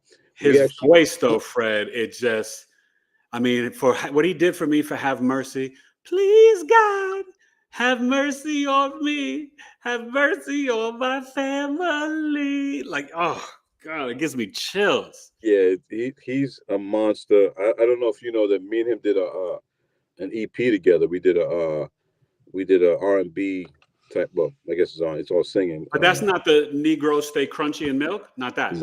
No, Okay. not that. I think I did artwork for that. I'm not sure if the artwork made it, but Okay. I did artwork, and no, it never came out. It was actually a band with me, Preacher Man, and my man Skilla, and Wait, I think I know Skilla. yeah, you know Skilla. Skilla is also from Queens. It's Skilla is part of the Creature Camp. Skilla is a producer and MC, and also as of late, although I'm not sure if it's still a thing, he also did the rock thing and had a band called Fear is Dead, and Wow. they so me and Skilla were the producers, and Preacher Man was the singer, and we did a thing called Smoke Filled Room. I think that was the name of the band, Smoke Filled Room, Mm. and we started doing this EP. We were actually in the mix stage, and Preacher had an injury, and we had to stop everything. There was a whole thing. So there's this amazing music that's still in the vault that never came out. That's Ooh. Preacher Man singing over my beats. I gotta hear some of that. I gotta It is I gotta hear that. amazing. It is mind blowing, and we just never released because we didn't. There was nothing to do. I mean, you could release it and it would just fall flat. But Yeah. at the time that we were about to drop it, we were sending out teasers to people. We were getting some bites from promoters. We were getting some bites, Yeah. and unfortunately, Preacher Man had an accident, and we couldn't continue. He Okay. his knees. He had to get surgery in both of his knees just to Oh, keep it short, man. and that just kind of stopped the whole process. You catch up with him, you tell him he complete says what's up. So I want to just tie things back to the astrology as we kind of wind things down real quick. So you have Neptune and Sagittarius in the fourth house, and I'm also going to get back to the chat in a second. And so I'm just curious in terms of maybe a musical influence in the home or grandparent, or even as a child, if you remember seeing like any spirits or angels or just anything where because Neptune is film, it's music, it's creativity, it's poetry. Was there some influence in the home or abuela or anybody with that? And did you ever see any literally any spiritual entities in the crib? Um. Uh. So for the music part, no, I think it just always. My father, there was no musician that I knew. No one around me picked up an instrument, and I said, "Oh, look at that! I want to do that." My father, you know, was more into music than my mother was, and they were Dominican, so they were like trying to do their best to assimilate to the culture. So we had like Simon and Garfunkel thing. I remember being a huge Simon and Garfunkel fan as a kid, having the 8-track, and you had this 8-track you put it, and so music always made sense to me. Yeah. What didn't make sense to me, both my parents were engineers. What didn't make sense to me was the calculus books that were on the shelves. I knew I never wanted to go that route. And so there was something inert about creativity, and I would say music. And that's that early age of finding scratching and finding something Yeah. I can really have a voice in musically. I can't say that creative wise that there was any spirits that I saw or anything like that. What I do know that it was the way I communicated either with myself or how I expressed myself when it came to feelings I had. I would just always a lot of way of my communication was picking up a pen and drawing. And Yeah. a lot of people tell you that. My family will tell you that. I was a quiet kid. I could do fine by myself in the home because I could draw. And Yeah. that's always kind of been my spirit. And I'm a big fan of creativity and creatives. I think Yeah. bless the people who are with them, who You blessed me with a little emblem on my basketball court that I got out here in Arizona that my kids play on, tailor made. Oh yeah. Yeah, All you right, all made the right. graffiti for that. People come That's over and they right. look That's at it right. and they're So like it's like blown away. Yep. art is creativity and expression. It goes a far way. And for me, for some reason, it's always been embodied in me. I don't know. I don't have a clear picture of that question of where it came from, who I saw, or whatever, or how much it was in the family. No, I mean, I was the outlier. I was the outlier in the sense that like I was creative. I see creativity in other members of my family. It's just they all manifest in different ways. Yeah. I think scratching is very unique and distinct. Yeah, no one picked that up besides me. You know Well, what I'm let saying? me tell you about Yeah. in your birth chart, right? So for the audience and knowing you will love this, Fred has Venus and Mars and Gemini with the midheaven in 10th house. That's literally like the music and even just I think about how you scratched on my first song. I was going to start with that until you sent me that track, but Genesis of E. When you did the E from Rakim and then the complete from DMC, and you're like E, complete, and you kept scratching, and it was so dope and a great way to start my first album with real authentic DJing and scratching. And I remember we had that conversation, and I remember you said to me, yo, I think I can find that complete. And you found it from DMC. And the way you scratch that, that's Venus and Gemini. Gemini is the hand skills. It's communication. It's artistic, the mimic, right? And in the 10th house, that's you in public. So you literally could move the crowd with your hand skills, being this precise cutting and scratching DJ. And the Virgo rising, which is shared by like Kevin Hart, Will Ferrell, LL Cool J, Jay-Z, the Virgo rising is like this mental computer analyzing and assessing the precise scratching, the detail. And that is definitely Fred One's. So I think for astrology, that's just like, it shows your gifts. Yeah. It's dope, man. It's so crazy. You don't know, man. I'm telling you. Yeah, man. I appreciate you, man. I appreciate you. I don't know where it comes from. I just make it a reality, you know, and I think my gift to the world is creativity and unity, community. Yeah. Yeah. Nah, that's beautiful. Let's get one more question or comment in the chat before we wind it down. Because people, thank you guys for watching, man. Make sure you guys like, share, and subscribe, and share this out to people, man. There's a lot of people who love authentic hip hop, and this guy right here, Fred Ones, is just as hip hop as they come. And you know, for me, Fred, honestly, like I would always find it hard to meet people who loved it like I did. And when I met you, I was like, "Tag, go on, man. There's my brother from my mother." And then Man, you got the how many birthday. sessions where I felt like I'm wasting his money because we sitting here talking. We sitting here like we turned Yo, around, we have a would small just go, man. conversation, and we would go for 20 minutes, and I would have to turn around like, listen, this is great talking, but I know you came here to record. And Yeah, we get in the studio. Let me turn around and like get to work. You know, It was it does. You know, it's odd because it does feel rare that you can find someone that understands the culture. You know, there's a lot of us out there, obviously. no, But, definitely. but But you even have loving every aspect of it. I still remember 6th, 7th, and 8th grade, you know, doing footwork and popping and doing boogie moves and you know what I mean? And the battles in the streets. And, you know, I knew Crazy Legs and Curious George. And, you know what I'm saying? Like I come from a legendary neighborhood, the GOAT, right? The basketball court, Rocksteady Park. Like, I mean, you know, my buddy, Smokey Fontaine, his father took Africa Bambaataa and Zulu Nation to Europe for the first time, to London. So I was around Zulu, I was around Rocksteady. Like, so to me, like when I try to tell people, and I did a song on my second album that Jay Styles did, and we kind of sampled Nirvana, Come As You Are.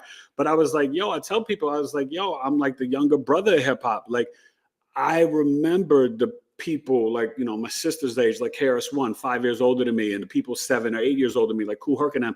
I remember the parties and the plug-in in the park, and I just could not get enough. I mean, to me, like Melly Mel, Grandmaster Caz, Spoonie G. I was like, what?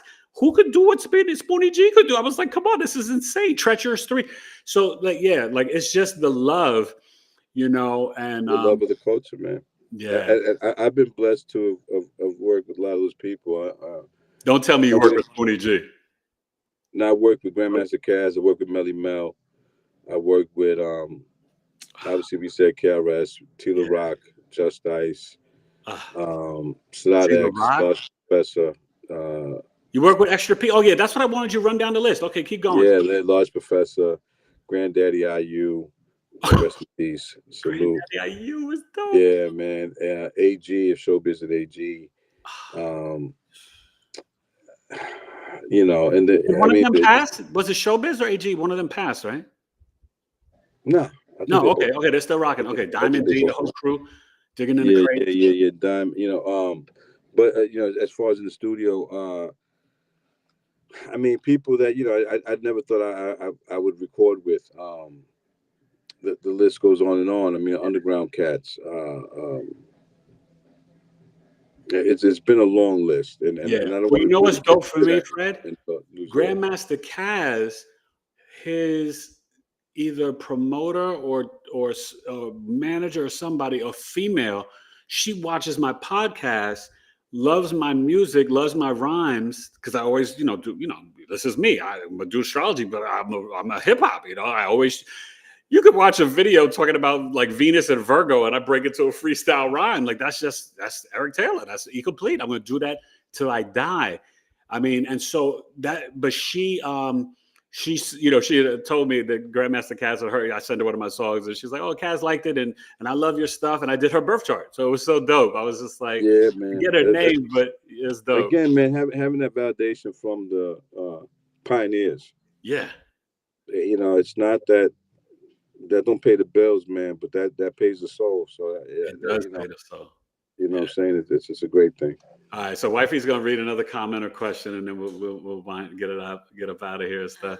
Yeah, so Knowing was talking about his second Saturn return and how that might have an impact on him. But then we also have Constant Growth 7, who's big up to the hip hop element, tying in with the astrology. Pick up to you all from the West Coast. Yeah, West Coast, yeah. Hip hop head and astrology student. Dope. Knowing talked about Lupe, Billy Woods, and C High.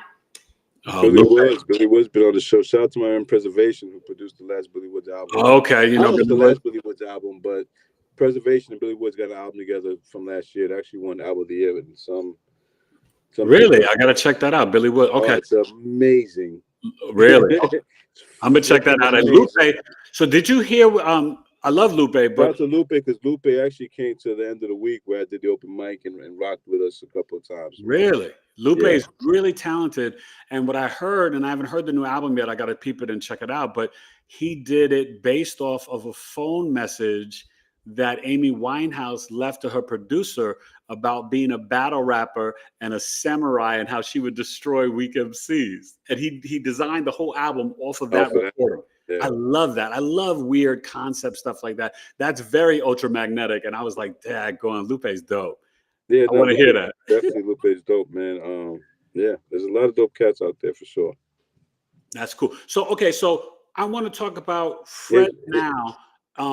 Look up. Hold up. I'm sorry to interrupt. Yeah, no, go ahead. Look up Greasy Amin. Breezy Amin? Greasy Amin. He's an MC? Yeah. Okay. If you tell me that, then I know I'm gonna like it. Greasy. I can do this all day. I mean, yeah, no, I know. Listen, if I break up my laptop, I'll be like, oh, and blah blah blah blah blah. But I'm only not mentioning cats because I don't have them in front of me.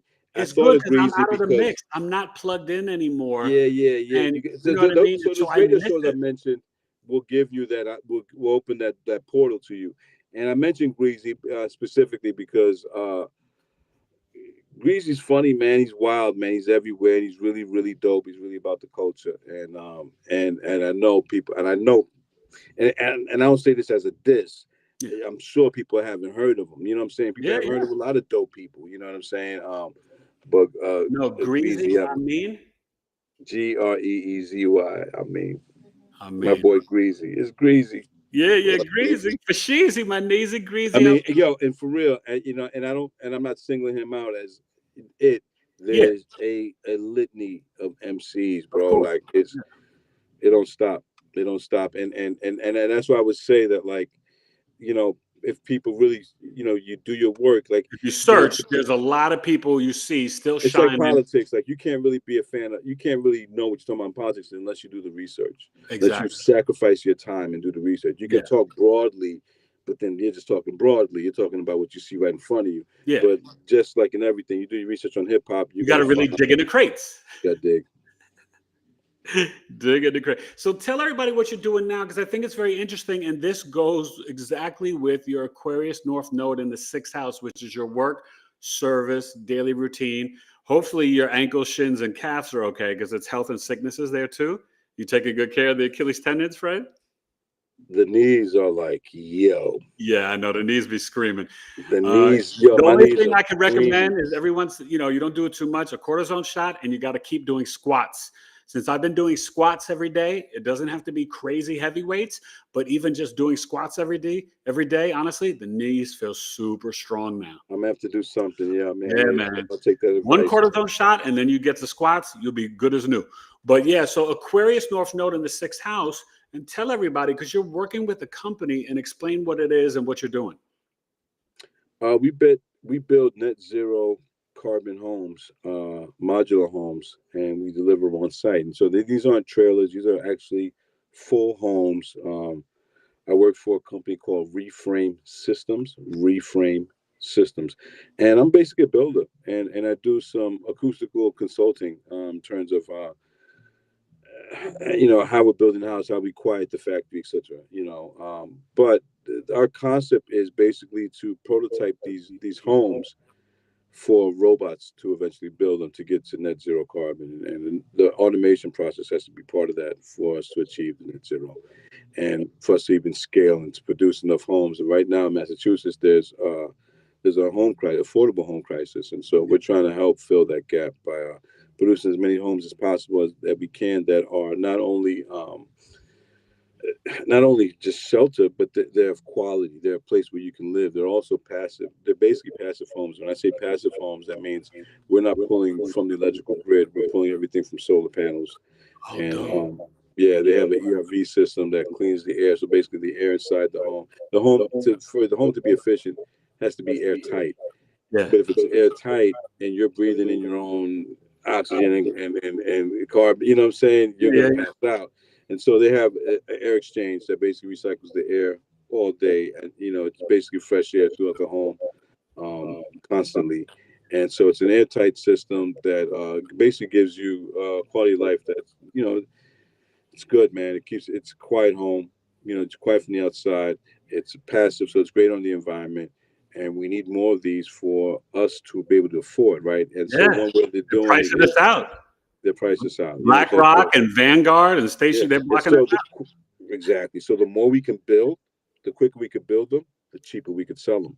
That's so that's why automation is involved, and that's why people say, "Oh, like you're taking people's jobs." It's not necessarily taking people's jobs, because it's still human centric. People are still involved in the process, but we're leaning very hard on automation to kind of get it going and to scale it into a reality where we're having more homes, whether it's in Massachusetts or just throughout the country, to house people. Because could you hire a 15-year-old to come work with you? I don't know if that might be against the law. Okay. I don't know, but my we do have some great interns. We have a 19-year-old. He's got an Aquarius North Node in the 6th house, just like you. Oh, just like he's me. Very handy. Maybe he could come and substitute for me on the days I want off. He could just take my place, and I'd be like, but he got the node in the 9th house, so yeah. But listen, this is what's so funny, because you don't know the astrology. Like my audience and for me, it is so literal. Like you doing this job, that is the Aquarius North Node in the 6th house, and it is just amazing. And man. That's dope, man. I'm glad it all tracks. They shout out to Reframe Systems, man. It's a great thing. I actually only went there for part-time work. I didn't really go there for all that. And through all that, when I saw what they were doing, I saw what their mission was. I wanted to be a part of it. I saw how my skills could help as an engineer, and we're working some of that in. There's houses have to be quiet, and there's ways to do that. About acoustical treatment and paneling. I've done all through my studios. It's actually here in my booth. You used to make you used to make things soundproof, perfect. Yeah. So that's part of my stuff, and I've built other studios to follow that model. So Reframe was kind of actually ended up becoming, which I never would have realized, a perfect fit. It's not something that I would have thought of. I didn't move to Massachusetts to work at Reframe. Okay. I moved to Massachusetts and got a job at Reframe. That's kind of what happened, and now I'm here, and I'm in. Do you miss New York, or do you feel like you kind of graduated and you feel like you finished it, like put a button on it, or like how do you feel about that? That's a great question, man. And I know I see the insight because you're no longer in New York, right? Yeah. So I know that played a part of some of that what you're asking. I would say that well, it was hard to not have the studio anymore, and not having that made me. It wasn't like I lost it or whatever, but it did put, like how you said, kind of buttoned up that era for me. And I was like, I did a lot there. I met a lot of people. I did a lot. My mics captured so many voices. I would never have thought that that's an era. And now maybe this is a new era. Yeah. I don't know how consciously that was. I think I kind of just fell into what this is over here. Right. But do I miss New York?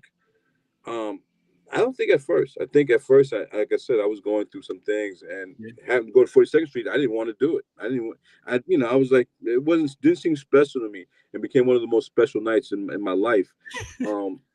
But at that time, I wasn't so much into it. Had that experience, and got revitalized by New York. Now my children are in New York. I have to travel to New York basically every weekend. Yeah. To go visit them and see them and bring them here and whatnot. Yeah. And so that's afforded me the luxury of being able to have New York still in my back pocket. Right. And kind of get re-up. But there's a bit of a culture shock when you leave a place like Boston and go to New York. You're like, oh, right. New York's crazy. New York is crazy. New York is crazy. Crazy. I know it is, man. It is, man. There was a time where every time I would drive in to New York, I would see something. I was like, yo, this is the wildest thing I've seen. And I should almost post this, but I'm not because it's so crazy. It's too crazy. Yeah, you can't post it. And so New York has that effect that it's only in New York, right? It's only New York, yeah. Only New York. And so what I am relishing out here, it's a bit quieter, it's a bit slower. I'm able to get my balance more. Yeah. And I think I just think I'll end with this. I think if you're in New York and you're not on top of that wave, you're not riding that wave, you underneath that wave. That wave is very heavy and it can crush you. And you have to be on top in New York. New York is a tough town to not be on top of. And if you're not on top, you may need to take a step back and reposition yourself. What I did was I got to be in a new environment. I surrounded myself around extremely smart people, and I put myself in an uncomfortable space. And doing those three things actually worked out for me. It got me into Reframe, which it got me into Boston, which is my new environment. It got me into Reframe, which I'm around people from Tesla, Amazon, Rivian. That's dope. These are very smart, people, and I'm able to stand toe to toe with them, even though I didn't go down that route. Right. But I know my own stuff, and so they know some stuff I don't know, and that stuff they don't know, and so they both plays a part. And I would say that and starting the building, that's not my thing. My thing is doing engineering. So I was out my comfort zone, learning on the spot, building these homes for people, high risk, and so I feel like those things help me get to my new place, and it's been a journey, a wonderful journey, I got to say. Fred, that is so awesome. And let me tell you, because I say this to my audience, sometimes, because that was a big shift for me, right? Losing a lot of my independence, being visually impaired, and not being a driver in Arizona, I had to rely and say, okay, then I'm just mainly depending on wifey for that. And then, would figure out different things along the way. But it's a big shift to leave where you're born, and especially New York, right? It's like one of those things where there is not necessarily a reason to leave New York because you got everything. It's so dope, all this. But I think for me, I've realized, and you kind of said it too, when you're willing to get uncomfortable and change, you have extreme growth. And that's where God can perform the miracles in your life that you can't even fathom. So kudos to you for doing it. I've seen such a growth and change for myself in Arizona, and I definitely don't regret it. And, sometimes I miss New York and a lot of times I don't, you know what I mean? So it's all good. But you know what? Tonight, I felt like I got to come back home again, even though you're in Boston. Even though we're both not in New York. Even though we're both not in New York. But see, New York is in us. And that's why I had to throw on my Yankees jersey. the I see MLB that. I All-Star see game, that. Reggie Yeah, Jackson. I'll be New York, to the end of times. that's what I threw in my graffiti jersey. You know what I'm saying? Yeah, My man, graffiti, that's what it's all about. So, tangible thoughts. Shout out my man Luce. salute. And Bird. I just want to say, listen, thank you. This was in the making for a long time, even if we didn't know it. But this is super dope. Keep doing what you're doing. Keep me updated because, and definitely, let Jay Styles. I talk to Rugged, but let Jay and Creature and Preacher Man just I'll tell me definitely let him know. what's up and keep doing it. I know Jay Styles is killing him. That kid, I knew it back Check then. his I was page, like, man. J Styles Music.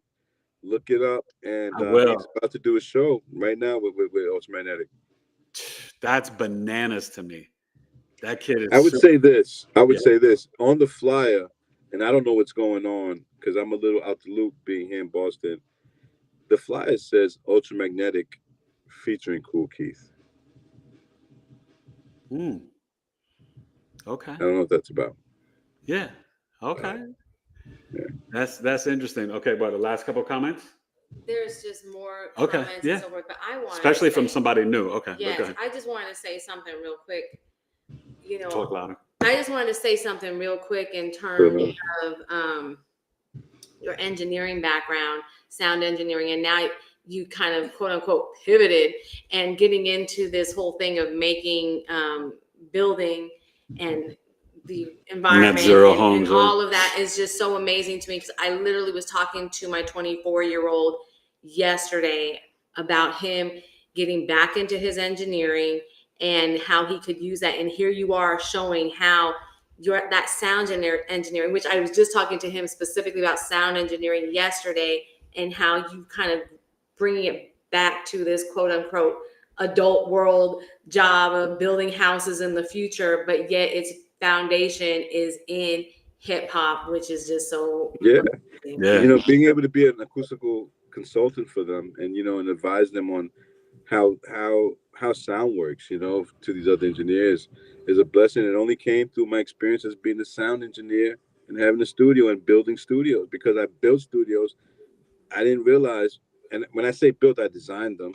Only built a couple. I'm not a builder. I only became a builder recently, but I designed the hell out of them studios, and they all work. That's And so amazing. I understood the theory. So I appreciate that. And and he, I would say he should definitely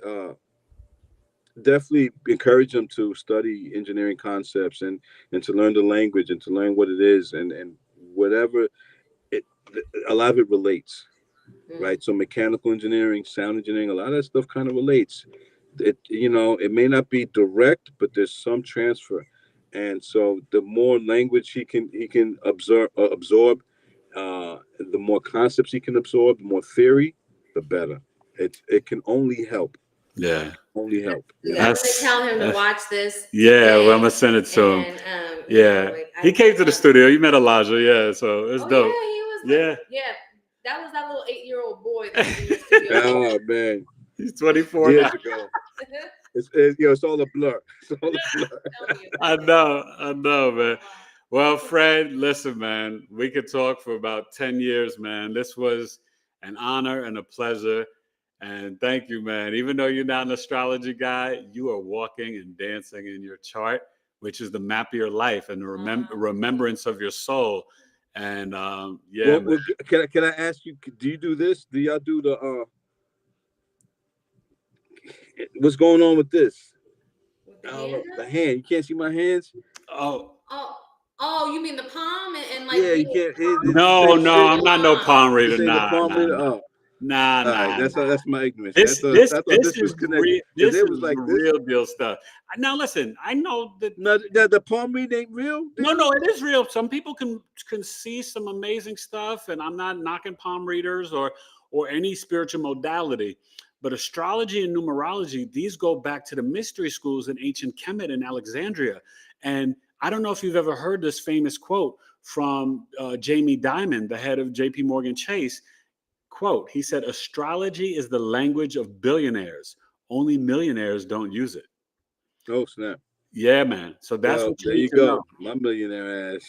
I need to get up on the astrology shit. Yeah, man. Because Yeah. they use it for business, for marketing, for everything. So it It's charts, right? Watching Yeah. something, and even though we don't necessarily like him, but Klaus Schwab, Yeah. he has his own astrologer, and if that person, if he's set to go someplace, and that astrologer says to him, "Check it," he goes back inside the house and goes to bed. Oh snap.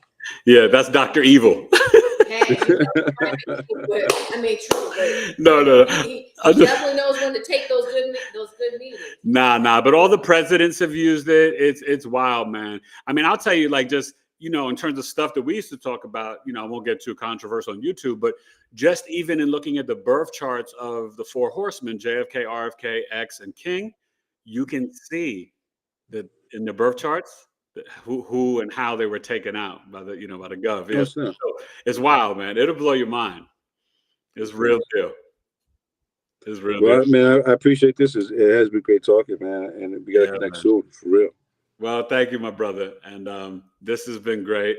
And like I always say, man, you know, knowledge is love. And I feel like tonight we got to share and give them a little bit of that real New York City hip hop culture knowledge. So thank you, my brother. This was, you know, legendary. And you know what's so dope too is that it's almost like I feel like we're in the same room and like we're done talking and I'm about to go spit in the booth now. You know what I mean? Like it's that feeling, man. And I love hip hop. But it's so funny. So let me just say this real quick and wrapping up because you may not remember this.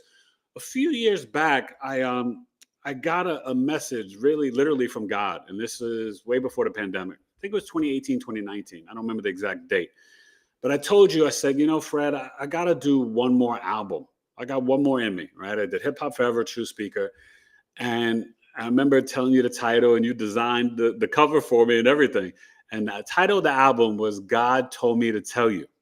Mm-hmm. And I didn't know why I had that title. I was like, it's kind of long and wonky. Like, God told me to tell you. Okay, yeah. But then, you know, in 2021, I had a near-death experience. I was in a coma for 40 days, Oh almost snap. died from COVID. You know, they were trying to take your boy out. I was in the hospital for 85 days. It was the Delta that got me. My oxygen, but you know, at 88, you're supposed to go to the hospital. My oxygen went down to 56, Fred. It was crazy. Wow. And all this stuff went down from coma. I astral traveled to my home. I went through the dark night of soul, spiritual warfare. I was battling with Satan. I mean, it was no joke, right? And after I awakened, you know, even in the hospital, I'm giving astrology readings and I'm spitting rhymes. And when I first woke up, I couldn't remember all my rhymes and I almost started to tear. And one of the nurses, he was like, Mr. Taylor, give your brain a couple of days. It's going to come back to you. And then it did. And then I'm calling nurses in the hallway, like, come in. And I'm spitting, I'm spitting bars in the hospital, Fred. I came into the hospital room and he still had the oxygen, like he still had like the mask on, everything, and he was spitting out rhymes, and I was. That's an MC. He's on his way back. That's on his way back. I mean, that's the beauty of the culture, the expression, right? Of art, of music. That's what brings you back, you know. And then that's what, like, you know, I've heard stories of people being in comas and coming back after hearing music or being able to react because they've heard something. Well, this will bug you out. While I was in coma, she wasn't able. I'll let her finish telling. Let me just intro it.